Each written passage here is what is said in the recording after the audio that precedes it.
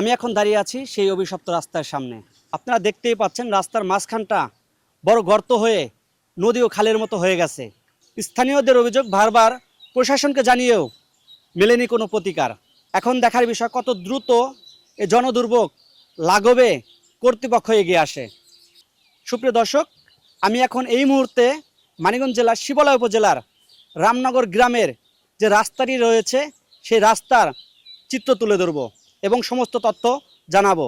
দৃশ্যটি কোনো পরিত্যক্ত এলাকার নয়, এটি মানিকগঞ্জ জেলার শিবলয় উপজেলার রামনগর গ্রাম। এই গ্রামের প্রধান ও একমাত্র রাস্তা দীর্ঘদিন ধরে সংস্কারের অভাবে আর সাম্প্রতিক বৃষ্টিতে বিলীন হয়ে গেছে রাস্তার অস্তিত্ব। বড় বড় গর্ত আর ধসে পড়া মাটির কারণে এখন হাঁটার উপায় নেই। রাস্তাটি দিয়ে প্রতিদিন কয়েক হাজার মানুষ চলাচল করে। এর মধ্যে রয়েছে স্কুল কলেজ পড়ুয়া শিক্ষার্থী, ব্যবসায়ী এবং জরুরি রোগী। কিন্তু রাস্তাটি ভেঙে যাওয়ায় কোনো যানবাহন তো দূরের কথা, অসুস্থ রোগীকে হাসপাতালে নেওয়াও এখন প্রায় অসম্ভব হয়ে দাঁড়িয়েছে। স্যার, আমার বাড়ি বাদ বিহালি, আমি এখানে মেয়ে বিয়ে দিছি। তো আমার ছেলের বউ মেয়ে বিয়ে নিয়ে গেলে নিয়ে যেতে রাস্তাটা এতই খারাপ বলার মতো না। রাস্তায় কাতে পড়েছিলাম, এই বাড়ি মাসে এসে উঠে তারপরে পানি ডাইলে ঠিক করছে।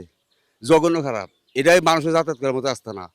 এই ১ নম্বর আসনে জিন্না কবির সাহেবের কাছে আমার অনুরোধ, এই রামনগরে এই ব্রিজ এবং রাস্তা তাতে অনুরোধ করছি এই রাস্তাটা সে এই উন্নয়ন করে এবং জনগণের স্বার্থে যাতে এই কাজটা করে। আমরা যে মালটা নিয়ে যাবো এই গাড়িটা যাবে না, এই রাস্তার মধ্যে গাড়ি যাওয়া যাবে না।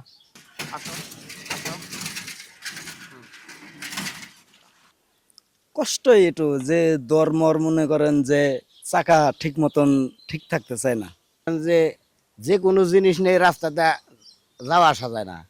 আমরা তো যাইবেন না, এবং কি একটা যে গাড়ি নিয়ে যে বাড়ি যাবো, যে এক বস্তা মাল ঢাল নিয়ে হেউ কায়দা নাই। রাস্তাটা মনে করেন যে আজকের থেকে আমরা জন্মের পর থেকে এইভাবে দেখতেছি, না না কোনো উন্নয়ন দেখতেছি না। রিক্সা চালাই ৫ বছর ধরে, এই রাস্তার কোনো কাজ হচ্ছে না এই পর্যন্ত। মোটামুটি তাও ১০-১৫ বছর ধরে ওইরকম অবস্থা হয়ে রয়েছে। উন্নয়নের মধ্যে গেছে চেয়ারম্যানে যে আসলে তেমন একটু দেখাশোনা একটু করছে, কিন্তু এখন যে আসছে তারা মানে এটার মধ্যে কোনো পদক্ষেপই নিতেছে না। মানে গ্যাসের চেয়ারম্যান বলতে কে ছিল এটা বলতে পারবেন? চেয়ারম্যান, সাবেক চেয়ারম্যান, ডিউক চেয়ারম্যান আর কি একটা আবার এটা সংস্কার করছিল। হ্যাঁ, টুকিটাকি কাজ আর করছিল, এই যে রাস্তার এগুলা ইটমেট বিছাইছিল উনি। যাওয়া আসা জানা, একটা বাচ্চা বুচ্চা নিয়ে যাওয়া জানা, বৃষ্টি বৃষ্টি কেদা হয়, তারপর মনে করি একটা খেপ নিয়ে যাবো তাও তো অসুবিধা হয়। তারপর একটা রুগী নিয়ে হাসপাতাল যাওয়া জানা। ১০-১৫ বছর। আচ্ছা, এই ১০-১৫ বছরের ভিতরে আপনার প্রশাসন বা হচ্ছে আপনার জনপ্রতিনিধি এরা কি কোনো ব্যবস্থা কত দূর নাইলো কোনো নেম বা চেয়ারম্যান দূর যায় এলো, দূর যায় কি করছে? আগে তো আসলে খাল খন্দ তাদের ওই মন চলছে, মানে কাদানের খাল খন্দর বইরে বাঁধলো রাস্তা। বা কয়েকদিন ওই যে ডিওক্সিজেন মনে কিছু বাঁধছিল, ইট বিচি ছিল।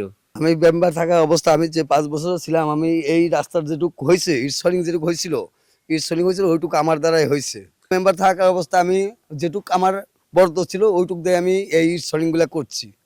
দর্শক, আমরা কিন্তু ঘুরে ঘুরে একটি তথ্য জানলাম এবং অচিরেই যেন রাস্তাটা পরিপূর্ণ পাকা হয় সেই ব্যবস্থায় যেন এই এলাকার প্রাণের দাবি।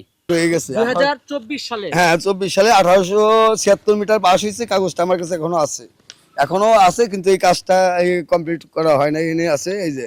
প্রিয় দর্শক, আমরা কিন্তু অলরেডি বাংলাদেশ জাতীয় সংসদের থেকে একটা কাগজ পেয়েছি, সেটা হচ্ছে আজিজ মাস্টার বাড়ি থেকে ১৮৭৬ কিলোমিটার পর্যন্ত কিন্তু রাস্তাটা পাকা হওয়ার জন্য পাস হয়ে গেছে। আমরা সাবেক মেম্বারের কাছ থেকে কিন্তু তথ্য এবং কাগজটা হাতে পেলাম। এলাকাবাসীর দাবি অবিলম্বে যেন এই কর্তৃপক্ষ এই মরণ ফাঁদ থেকে তাদেরকে মুক্তি দেয়। এই মুহূর্তে আমি বিদায় নিচ্ছি। মোহাম্মদ মনির খান, চেতনায় মানিকগঞ্জ নিউজ।